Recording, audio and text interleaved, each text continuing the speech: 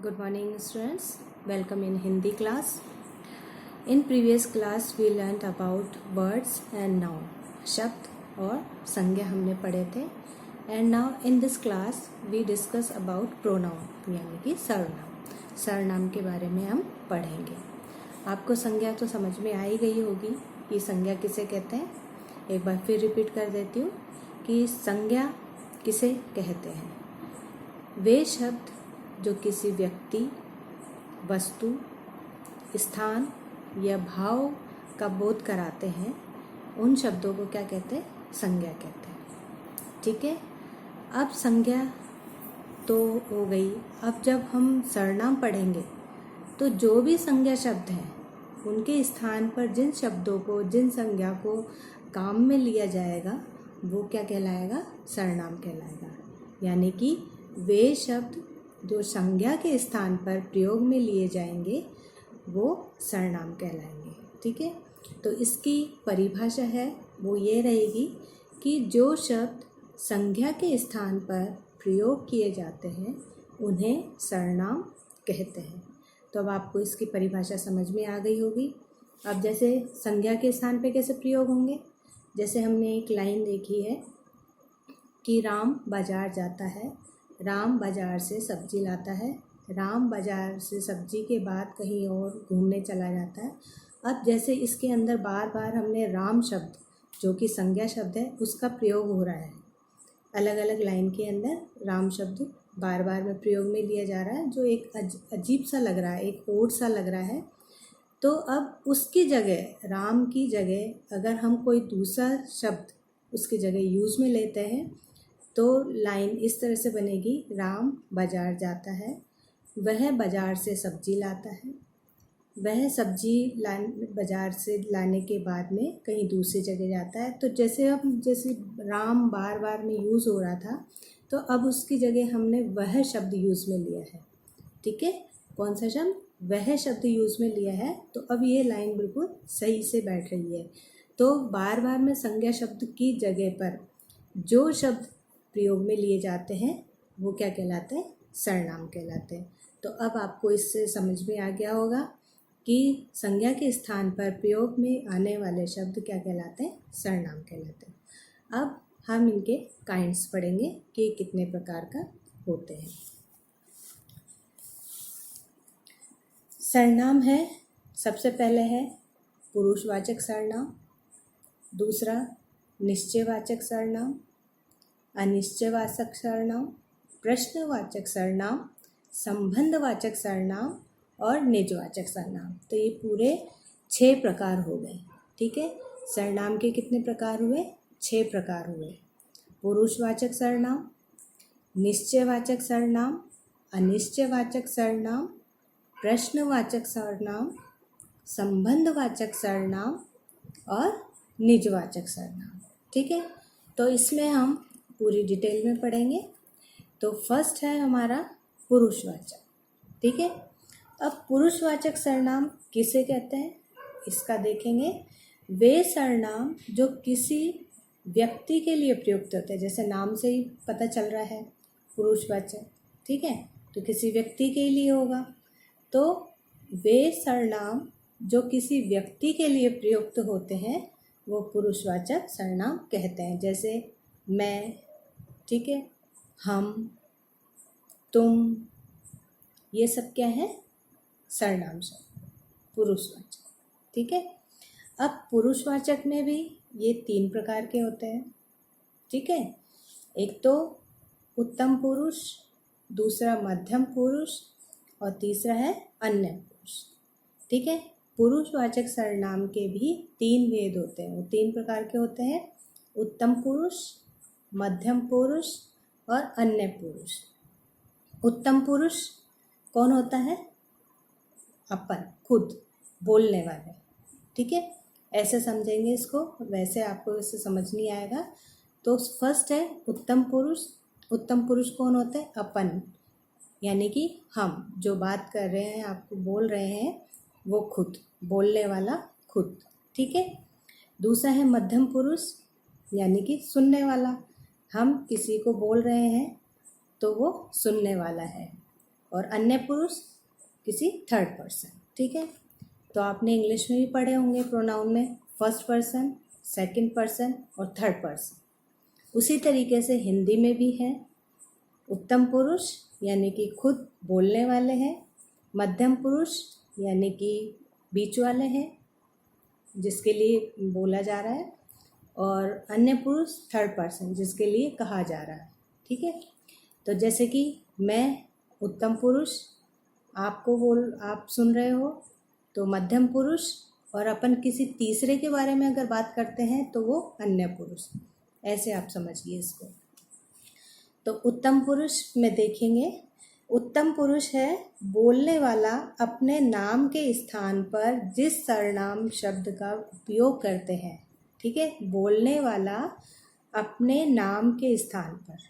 ठीक है, जैसे कि अब मैं बार बार अपने नाम तो लूँगी नहीं, तो क्या होगा, मैं। ठीक है, तो ये मैं जो शब्द यूज़ में लिया है वो किसके लिए, बोलने वाले के स्थान पर काम में लिया गया है। तो बोलने वाला अपने नाम के स्थान पर जिस सर्वनाम शब्द का प्रयोग करता है उसे क्या कहते हैं, उत्तम पुरुष कहते हैं। समझ में आया? उत्तम पुरुष कौन होता है, खुद। तो इसके लिए अपन कौन से सर्वनाम शब्द यूज़ करेंगे, मैं, मेरा, मुझे। ठीक है, तो ये मैं कौन होगी, बोलने वाली यानी कि उत्तम पुरुष। अब नेक्स्ट है मध्यम पुरुष, सुनने वाला। जैसे कि आप सुन रहे हो तो आप क्या है, मध्यम पुरुष हो गए। ठीक है, मध्यम पुरुष आप सुन रहे हो इसलिए मध्यम पुरुष। तो सुनने वाले के नाम के स्थान पर, ठीक है, सुनने वाले के नाम के स्थान पर जिन सर्वनाम शब्दों का उपयोग किया जाता है उसे हम मध्यम पुरुष कहते हैं। जैसे कि तुम, तुम्हारा, आप, आपका, ये सब क्या है, मध्यम पुरुष के उदाहरण हैं। ठीक है, जैसे मैं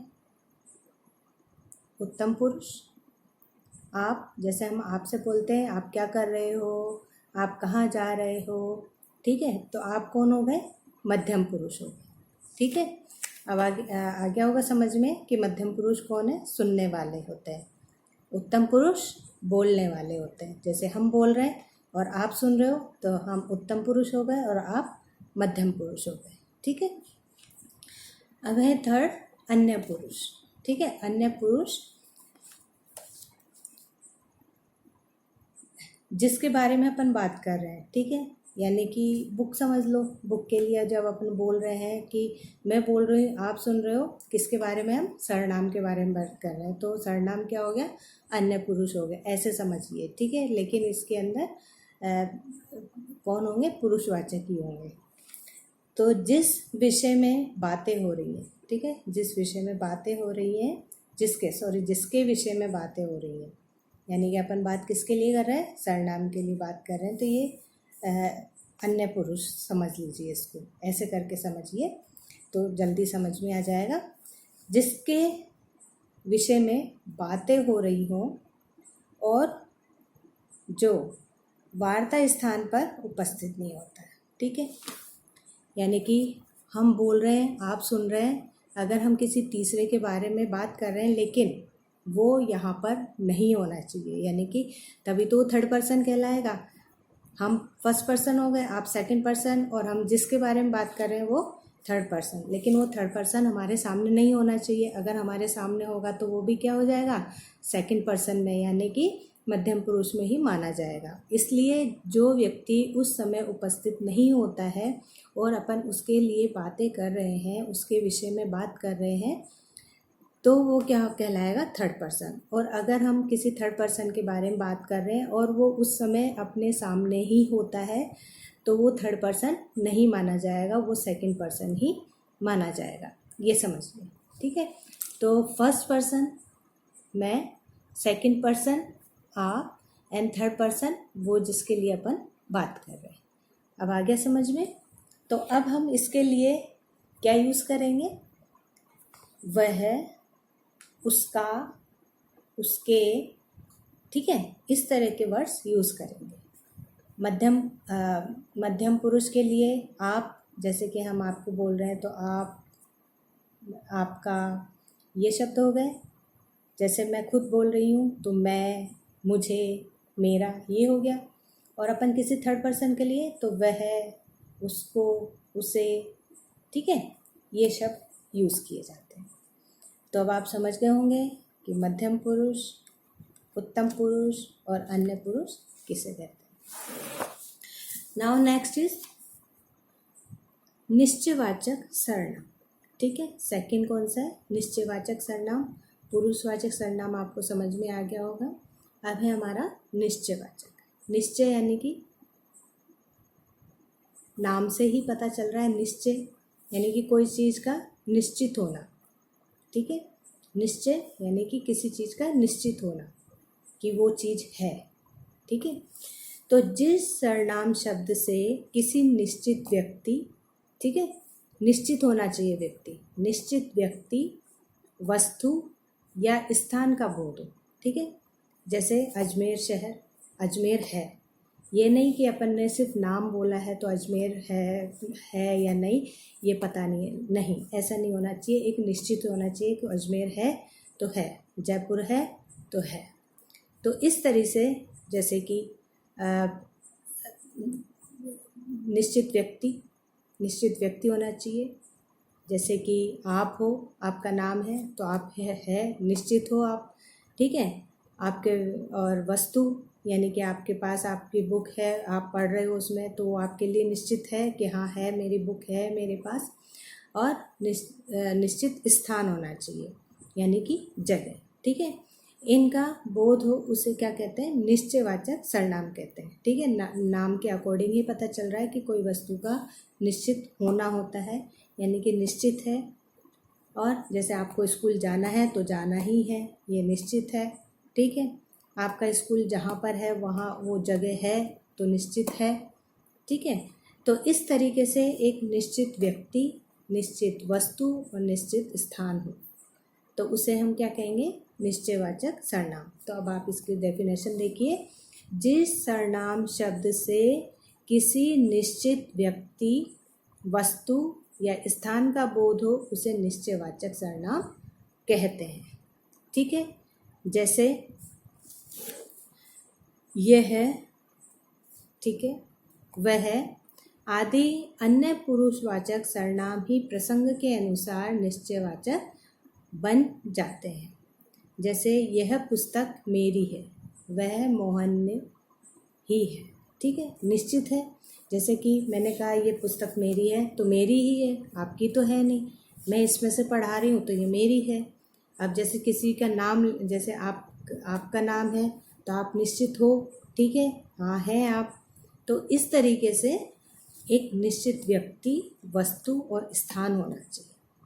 ठीक है, अब आगे समझ में ये भी निश्चयवाचक सर्वनाम। अब है हमारा नेक्स्ट अनिश्चयवाचक सर्वनाम। अब नाम से ही पता चल रहा है अनिश्चय यानी कि निश्चित नहीं होना। अभी तो हमने निश्चयवाचक पढ़ा था यानी कि किसी व्यक्ति, वस्तु, स्थान का निश्चित होना होता है। अब है अनिश्चय यानी कि कोई उसमें कोई निश्चित नहीं होता है। यानी कि हम अगर किसी की बात कर रहे हैं तो सिर्फ इशारे से बात कर रहे हैं या किसी के बारे में बता रहे हैं तो क्या है वो निश्चित अनिश्चय है। ठीक है, जैसे कि जिस सर्वनाम शब्द से निश्चित व्यक्ति, वस्तु आदि का बोध ना हो। ठीक है, अनिश्चयवाचक यानी कि किसी निश्चित व्यक्ति, निश्चित वस्तु और निश्चित स्थान का बोध ना हो। यानी कि हम अगर किसी के बारे में बात कर रहे हैं तो ये ज़रूरी नहीं है कि वो व्यक्ति है ही। अगर हमारे सामने नहीं है, हम उसको जानते नहीं है, हम किसी के बारे में बात कर रहे हैं लेकिन हमें ये पता नहीं कि हम जो बात कर रहे हैं वो वाकई में उसके लिए है या नहीं है। ठीक है, और वो व्यक्ति है या नहीं है। ठीक है, तो जैसे कोई, कुछ, किसी, कहीं, ये शब्द यूज़ में लिया जाता है कि वह कुछ लाया है। अब क्या लाया है ये अभी पता नहीं है अपन को, कुछ लाया है बस। अगर उस वस्तु का ये होता है कि वो किताब लाया है तो हमें ये पता चल गया कि हाँ भाई किताब है, तो वो निश्चित है। लेकिन वो कुछ लाया है, अभी हमें पता ही नहीं है कि वो क्या लेकर आया है। तो कुछ, कोई, कहीं, तो ये क्या है, कोई निश्चित वस्तु भी नहीं है, कोई निश्चित जगह भी नहीं है, तो उसका पता चलता है। तो वो क्या कहलाता है, अनिश्चयवाचक सर्वनाम। यानी कि जिस सर्वनाम शब्द से किसी निश्चित व्यक्ति, निश्चित वस्तु और निश्चित स्थान का नहीं होना, ठीक है, उसे कहेंगे अनिश्चयवाचक सर्वनाम। अब समझ में आ गया। इसके उदाहरण आप देख लेंगे, जैसे कोई, कुछ, कहीं और किसी, ठीक है ना, ये सब कोई निश्चित नहीं है। अब है प्रश्नवाचक। अब क्वेश्चंस, प्रश्न से आप समझ ही गए होंगे कि प्रश्नवाचक सर्वनाम कौन से होते हैं। तो जिस सर्वनाम शब्द से प्रश्न का ज्ञान होता है, यानी जैसे कोई प्रश्न पूछता है तो वो प्रश्नवाचक सर्वनाम। जिस सर्वनाम शब्द से प्रश्न का ज्ञान हो उसे प्रश्नवाचक सर्वनाम कहते हैं। जैसे हम क्वेश्चंस पुटअप करते हैं ना कि ये क्या है, तो जो ये क्या वर्ड आया है, ये क्या है, सर्वनाम, ये अपने प्रश्नवाचक सर्वनाम का ही एक उदाहरण है।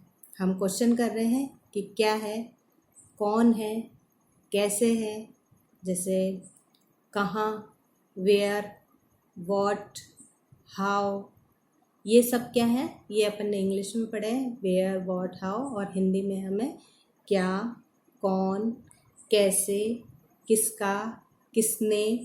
तो ये जो वर्ड्स हैं ये सब क्वेश्चन मार्क वाले हैं, यानी कि क्वेश्चन पूछने वाले हैं कि ये, जैसे वो पूछ लेते हैं ये पुस्तक किसकी है, आप लोग क्लास के अंदर भी ये कहते हो ये इरेज़र किसका है, ऐसे ऐसे करके आप बात करते हो, स्कूल में पूछते हो कि ये किसकी है, ये किसका है, तो ये क्या है, क्वेश्चंस हो गए, ठीक है। ये क्वेश्चनवाचक प्रश्नवाचक सर्वनाम हो गए हैं अपने। जैसे कि मोहन को किसने मारा, अब ये पूछ रहा है कि मोहन को किसने मारा, तो किसने क्या हो गया, इसमें एक प्रश्नवाचक शब्द हो गया, ठीक है। प्रश्न पूछा जाता है तो कौन, कैसे, किसका, किसने, क्या, तो ये सब क्या है, प्रश्नवाचक शब्द है, ठीक है। इन्हीं से हम प्रश्न पूछते हैं। तो प्रश्नवाचक सर्वनाम, जिस सर्वनाम शब्द से प्रश्न का ज्ञान हो उसे प्रश्नवाचक सर्वनाम कहते हैं। नेक्स्ट है संबंधवाचक। संबंधवाचक यानी कि संबंध बताना, ठीक है ना। जिस सर्वनाम शब्द से किसी एक व्यक्ति, वस्तु या घटना इत्यादि का दूसरे व्यक्ति, वस्तु या घटना से संबंध का बोध होता है, ठीक है, किसी से संबंध बताना, उसे संबंधवाचक सर्वनाम कहते हैं।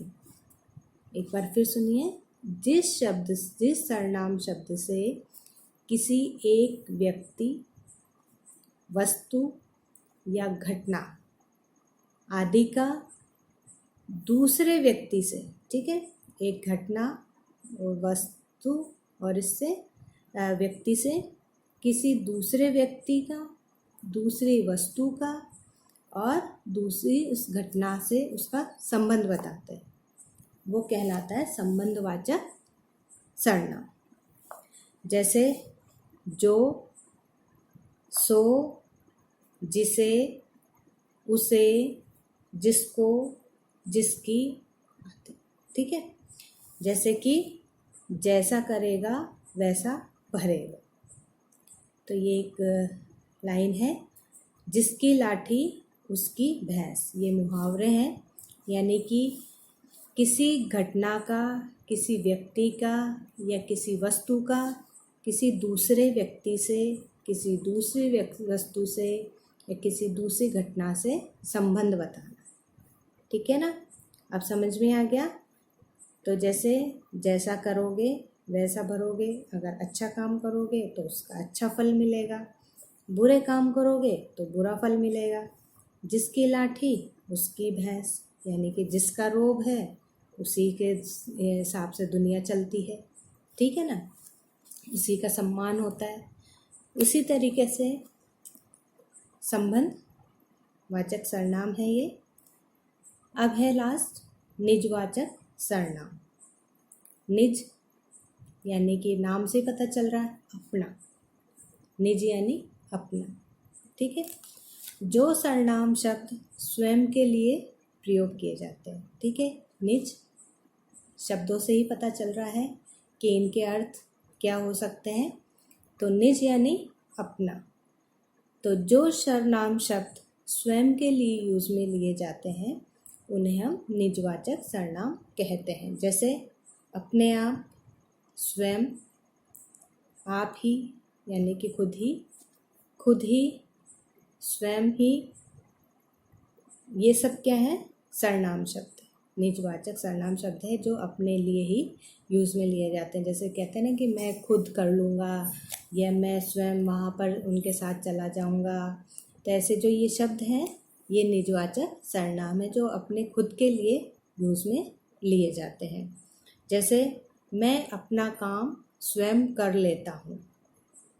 तो जो स्वयं है वो किसके लिए आया, खुद के लिए आया, अपने खुद के लिए आया है। तो मैं अपना काम स्वयं कर लेता हूँ यानी कि मैं अपना काम कर लूँगा। तो इसमें जो निजवाचक शब्द है वो कौन सा है, स्वयं यानी कि मैं खुद, ठीक है। आप ही चला जाऊँगा यानी कि मैं अपने आप ही चला जाऊँगा, मुझे किसी सहारे की ज़रूरत नहीं है या मुझे किसी के साथ नहीं जाना है, मैं अपने आप ही चला जाऊँगा। तो इस तरीके के जो शब्द हैं वो खुद के लिए यूज़ में लिया जाता है। तो ये होता है हमारा निजवाचक सर्वनाम। अब आपको सर्वनाम शब्द समझ में आ गए होंगे कि सर्वनाम की परिभाषा क्या है, ये कितने प्रकार के होते हैं और इनकी परिभाषाएं आपको सबको समझ में आ गई होगी। इसके अलावा मैं इससे रिलेटेड आपको कुछ क्वेश्चंस दूंगी और इसी का जो आंसर्स हैं वो भी मैं लिख करके दे दूंगी आपको। अपनी नोट कॉपी है, जो कॉपी है उसके अंदर आपको ये सब काम करके और वापस ही इसमें भेजना है, ठीक है। तो अब आप समझ गए होंगे संज्ञा और सर्वनाम। इसके बाद आते हैं हमारे विशेषण शब्द, जो हम थोड़ा सा ही बता देंगे लेकिन इसको डिटेल में इसको हम डिटेल में पढ़ेंगे। अभी हमने सर्वनाम शब्द पढ़े थे, अब हम विशेषण शब्द पढ़ेंगे। अब विशेषण की परिभाषा देखिए आप। वे शब्द जो संज्ञा तथा सर्वनाम, जो सर्वनाम होते हैं उसके गुण, संख्या, मात्रा, परीक्षण, दशा, अवस्था संबंधी विशेषताओं को प्रकट करते हैं, ठीक है। किसके, संज्ञा शब्दों के, ठीक है। संज्ञा और सर्वनाम शब्द के गुण, जैसे ऐसे समझ लीजिए कि विद्यार्थी है, ये बहुत ही बुद्धिमान है, ठीक है। तो जो बुद्धिमान शब्द है वो उस विद्यार्थी के क्या बता रहा है, गुण बता रहा है कि विद्यार्थी कैसा है। आप ऐसे समझिए, ऐसे समझ में जल्दी आ जाएगा। संख्या, जैसे मेरी कक्षा में 30 विद्यार्थी हैं, ठीक है। तो कक्षा के अंदर संख्या बता रहे हैं कि विद्यार्थियों की संख्या कितनी है, 30 है, ठीक है। तो सर्वनाम शब्द और संज्ञा शब्द के गुण, उनकी मात्रा, उनकी संख्या, उनकी दशा, इन सब की विशेषताओं को प्रकट करते हैं। वे शब्द क्या कहलाते हैं, विशेषण शब्द कहलाते हैं। क्या कहलाते हैं, विशेषण शब्द कहलाते हैं। अब विशेषण है, इसके भेद यानी कि काइंड्स, प्रकार, ये होते हैं 4 प्रकार के विशेषण शब्द। 4 प्रकार के होते हैं। सबसे पहले है गुणवाचक, दूसरा है संख्यावाचक, तीसरा है परिमाणवाचक और चौथा है सारनामिक विशेषण, ठीक है। तो ये 4 प्रकार के होते हैं। तो पहला है गुण, जैसे नाम से ही पता चल रहा है गुण, ठीक है। तो इसमें क्या होता है, सर्वनाम और संज्ञा शब्द के गुण, दोष आदि का बोध कराते हैं। किसका बोध होता है, गुण, और दोष का, यानी कि अच्छी और बुरी बातों का बोध कराते हैं, वे शब्द क्या कहलाते हैं? गुणवाचक विशेषण कहलाते हैं। ठीक है, तो जो शब्द संज्ञा या सर्वनाम के गुण, दोष आदि का बोध कराते हैं वे गुणवाचक विशेषण कहलाते हैं। जैसे रंग, रंग में देखा जाए, ठीक है, ऊंचा, नीचा, परिश्रमी, आलसी, बुद्धिमान, है ना, दुष्ट, छोटा, बड़ा, लंबा, है ना, पतला, मोटा, मीठा, कड़वा, ये सब क्या है? इसके गुण दोष है। ठीक है, वो कोई भी हो सकता है। संज्ञा के संज्ञा शब्द होते हैं, उसके कोई भी, चाहे वो व्यक्ति हो या कोई वस्तु हो या किसी स्थान हो, उसके गुण दोष को प्रकट करना है। ठीक है, जो शब्द संज्ञा या सर्वनाम के गुण और दोष आदि का बोध कराते हैं। अब समझ में आ गया होगा कि इसमें चाहे तो व्यक्ति हो सकता है, वस्तु हो सकता है, स्थान हो सकता है, लेकिन उनके गुण और दोष वो प्रकट करता है। अब है संख्या, संख्यावाचक, जैसे कि नंबर, संख्या से पता चल रहा है, नाम से ही पता चल रहा है कि नंबर्स। ठीक है, जैसे अभी मैंने आपको एक उदाहरण दिया था कि मेरे कक्षा में कितने 30 विद्यार्थी हैं, 25 विद्यार्थी हैं, जो भी हैं, तो जो ये संख्या है, संख्या बता रहे हैं, तो उससे रिलेटेड है। तो संख्यावाचक विशेषण किसे कहते हैं? जो शब्द संज्ञा या सर्वनाम की संख्या बताते हैं। ठीक है, संज्ञा या सर्वनाम की संख्या बताते हैं, वे संख्यावाचक विशेषण कहते हैं। ठीक है, अब जो संख्यावाचक है विशेषण, ये भी दो प्रकार का होता है। एक तो निश्चित संख्यावाचक और दूसरा होता है अनिश्चित संख्यावाचक। निश्चित संख्यावाचक जैसे नाम से ही पता चलता है, यानी कि जो संख्या है वो पूरी निश्चित होनी चाहिए, यानी कि होनी ही चाहिए इतनी। और अनिश्चित, इसमें निश्चित संख्या नहीं बताई जाती है। ठीक है, जैसे कि निश्चित संख्यावाचक विशेषण, जो शब्द संज्ञा या सर्वनाम की निश्चित संख्या का बोध कराते हैं वे निश्चित संख्यावाचक विशेषण कहलाते हैं। जैसे 8 महिलाएं, 7 खिलौने या 5 व्यक्ति। ठीक है, तो इस तरीके से क्या है, संख्या फिक्स हो गई है, यानी 5 संख्या है ही, 8 है। ठीक है, 9, 10, 1, 2, 3 जितने भी हैं ये निश्चित संख्याएं हैं, है ना, ये कोई अनिश्चित नहीं है। अपन नंबर्स पढ़ते ही हैं, 1, 2, 3, तो 1 तो है ही, 2 भी है, 3 भी है, तो ये क्या है, निश्चित संख्याएं हैं। ठीक है, जैसे दुगना, तिगुना, अपन बोल देते हैं ना, दुगना, तिगुना, चौगुना, तो ये सब क्या है, निश्चित संख्या है। ठीक है, काउंटेबल है, इनको काउंट भी कर सकते हैं, निश्चित भी है। और अनिश्चित वे विशेषण शब्द व्यक्तियों, वस्तुओं आदि की निश्चित संख्या का बोध नहीं कराते। ठीक है, निश्चित संख्या का बोध नहीं कराते हैं, वो अनिश्चित संख्यावाचक विशेषण कहलाते हैं। जैसे कुछ, अब कुछ, कितना कुछ, इतना कुछ या इतना सा। ठीक है, या कहते हैं थोड़ा, अब थोड़ा, कितना थोड़ा, इतना सा या इतना, कितना थोड़ा।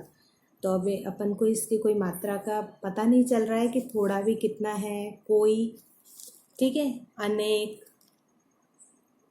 2, 4, 10, 20। ठीक है, इस तरीके जो है ये अनिश्चित संख्या को बताते हैं, यानी कि निश्चित संख्या नहीं बता रहे हैं। कुछ, थोड़ा, बहुत, ये क्या है, थोड़ी सी संख्या है। अब थोड़ी संख्या में कोई काउंटेबल है नहीं, अपन काउंट नहीं कर सकते थोड़ी इतनी है या इतनी है, कैसी है, कितनी है, ये अपन नहीं बता सकते। तो ये क्या हो गई, अनिश्चितवाचक विशेषण। अब है परिमाणवाचक। परिमाण यानी कि नाप तोल से पता चल रहा है। ठीक है, नाप तोल, तो जिन विशेषण शब्दों से संज्ञा या सर्वनाम शब्दों के माप तोल की विशेषता का बोध होता है उसे परिमाणवाचक विशेषण कहते हैं। जैसे 1 लीटर दूध, ठीक है, 2 किलो दाल या 2 किलो गेहूँ चावल जो भी है, तो ये क्या है, माप तोल है। अपन माप तोल करके लेते हैं ना, तराजू में तोल करके लेते हैं, उस तरीके से माप फिक्स होते हैं। इसमें भी 2 प्रकार का होता है, एक तो निश्चित परिमाणवाचक और दूसरा अनिश्चित परिमाणवाचक, ठीक है। तो निश्चित में है जिन विशेषण शब्दों से निश्चित नाप तोल का पता चलता है वो निश्चित परिमाणवाचक होते हैं। जैसे 8 लीटर दूध, 20 किलो चावल, 4 मीटर कपड़ा, तो ये सब क्या है, निश्चित है। अब अनिश्चित, इसमें क्या होगा कि माप तोल का निश्चित नहीं का ज्ञान नहीं होता है, ठीक है। इसमें अनिश्चित है, नहीं होता है। जैसे कि थोड़ा दूध, थोड़ी मिठाई, ठीक है, और इतना पानी। अब इतना, थोड़ा, ये अपन को निश्चित मात्रा का पता नहीं चल रहा है कि निश्चित कितनी है, थोड़ा कितना थोड़ा है, ठीक है। इस तरीके से ये अनिश्चित परिमाणवाचक विशेषण है। अब है सारनामिक विशेषण। सारनामिक विशेषण में है जो सर्वनाम शब्द संज्ञा से पहले आकर उसकी ओर संकेत करते हैं। सारनामिक यानी संकेत करना, संज्ञा से पहले आते हैं और उसकी तरफ संकेत करते हैं, वो कहलाते हैं सारनामिक विशेषण। जैसे यह लड़का, ठीक है, यह लड़का, मेरी कमीज, मेरी वस्तु, मेरा पेन, तो ये क्या है, संज्ञा शब्द से पहले आ रहे हैं, तो और उस संज्ञा का क्या कर रहे हैं, संकेत दे रहे हैं, ठीक है। तो ये क्या हो गए, सारनामिक विशेषण हो गए। अब इसके बाद कुछ अवस्थाएं देखेंगे हम इसमें, तुलनात्मक विशेषण। जैसे आपने इंग्लिश में भी पढ़ा है, इसमें हिंदी में हम देखेंगे। पहला है तुलनात्मक विशेषण, जैसे आप लोगों ने पढ़ी थी स्वीट, स्वीटेस्ट, है ना, इस तरीके से। जैसे ब्यूटीफुल, मोर ब्यूटीफुल, और मोस्ट ब्यूटीफुल। तो इस तरीके से जो आपने डिग्रीज पढ़ी थी, इंग्लिश में डिग्रीज होती है, तो इंग्लिश में जो डिग्रीज पढ़ी थी उसी तरीके से हम हिंदी में भी इस तरह से पढ़ेंगे। तो इसमें हिंदी में मूलावस्था, उत्तरावस्था और उत्तमावस्था होती है। मूल अवस्था यानी कोई वस्तु जिस कंडीशन में वो, उसके बाद उत्तरावस्था यानी कि उस वस्तु से थोड़ा अच्छा, उत्तमावस्था